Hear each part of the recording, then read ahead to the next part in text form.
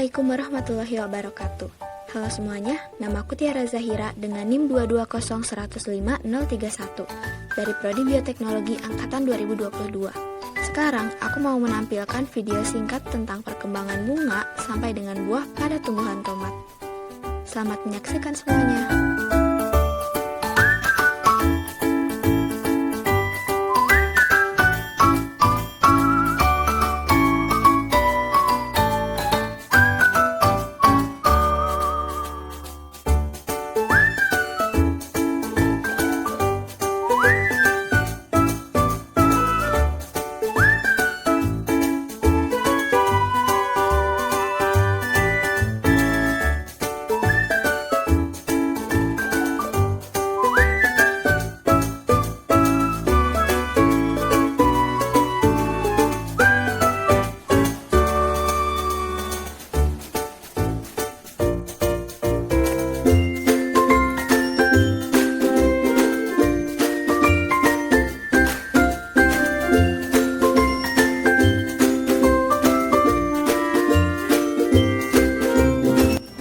Tadi udah aku tampilkan video singkat perkembangan bunga sampai dengan buah pada tomat. Selanjutnya, bakal aku bahas lebih detailnya.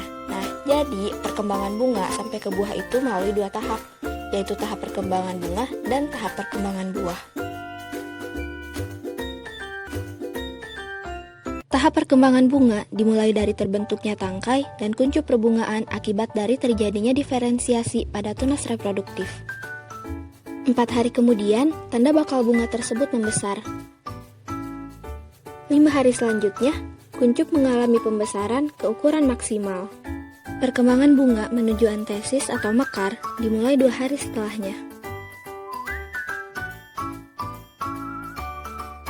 Hingga bunga mekar sempurna di 7 hari kemudian.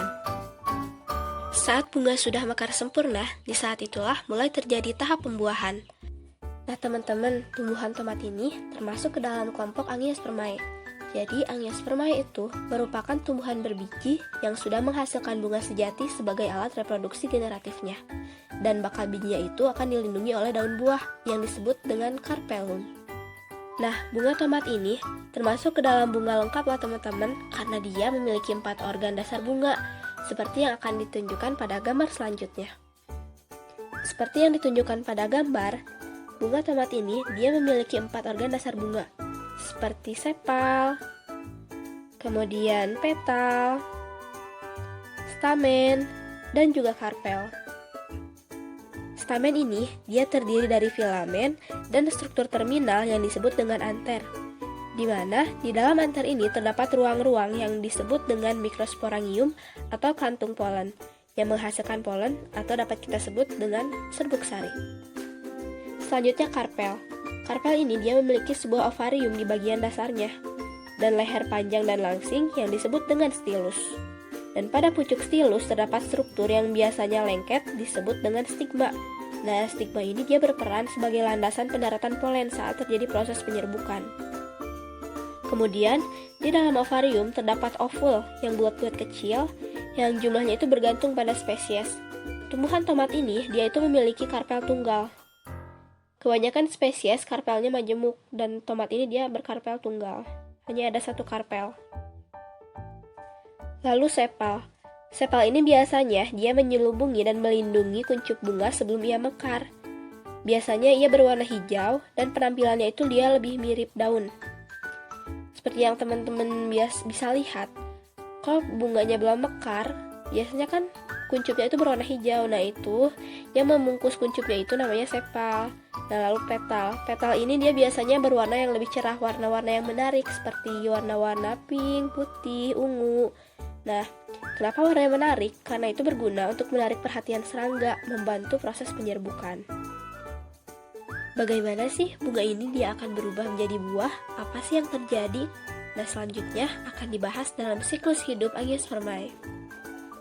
Nah, pada anter atau kepala sari, setiap mikrosporangium atau kantong polen, dia itu mengandung mikrosporopit yang diploid. Ini nanti akan membelah melalui proses meiosis dan menghasilkan mikrospora yang haploid. mikrospora yang haploid, dia akan mengalami pembelahan secara mitosis, menghasilkan gametofit jantan berupa putik serbuk sari atau polen yang haploid. Sel generatif dari gametofit akan membelah membentuk 2 sperma. Nanti sel tabung yang ini dia akan menghasilkan tabung polen yang akan melewatkan sperma melalui stilus dalam proses penyerbukan. Kemudian pada ovarium bunga terdapat ovul dengan megasporangium yang diploid. Ovul ini dia yang bulat-bulat kecil seperti ini. Dalam megasporangium setiap ovul ini, megasporosit membelah melalui meiosis menghasilkan 4 megaspora yang haploid. Tapi hanya satu saja sel megaspora yang hidup, 3 lainnya akan mengalami degenerasi atau mati. Megaspora yang hidup kemudian dia akan membentuk gametofit betina atau kantong embrio. Nah, kantong embrio ini dia terdiri dari beberapa sel. Salah satunya adalah sel telur. Nah, selanjutnya setelah dilepaskan dari anter, polen dibawa ke stigma yang lengket yang ada di ujung karpel. Nah, serbuk polen dia akan bergeminasi setelah melekat ke stigma sebuah karpel.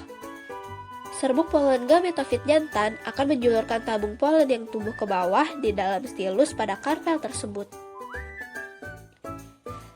Setelah mencapai ovarium, tabung polen akan menembus melalui mikropil, yaitu pori pada integumen ovul, dan kemudian dia akan melepaskan 2 sel sperma ke dalam gametofit betina. Kemudian, fertilisasi ganda terjadi, di mana satu sperma akan memfertilisasi sel telur membentuk zigot yang diploid. Sedangkan sperma yang lainnya dia akan berfusi dengan 2 nukleus di sel tengah yang besar dari gametofit betina dan membentuk endosperma atau persediaan makanan. Nah, setelah fertilisasi ganda, ovul yang matang dia akan menjadi biji. Zigot dia akan berkembang menjadi embrio yang dikemas bersama endosperma ke dalam biji. Pada saat ini jaringan buah sudah mengelilingi biji. Jadi, ketika ovulnya menjadi biji, maka ovariumnya dia berkembang menjadi buah. Setelah biji disebarkan, biji dapat bergeminasi ketika kondisi lingkungan menguntungkan. Nah, selaput biji dia akan pecah, dan embrio akan muncul sebagai semaian, menggunakan cadangan makanan di endosperma dan kotiledon. Dan begitulah siklus hidup Angiospermae.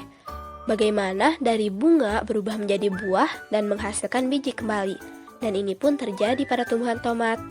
Total waktu yang dibutuhkan untuk perkembangan dari bunga menuju buah adalah 58 hari.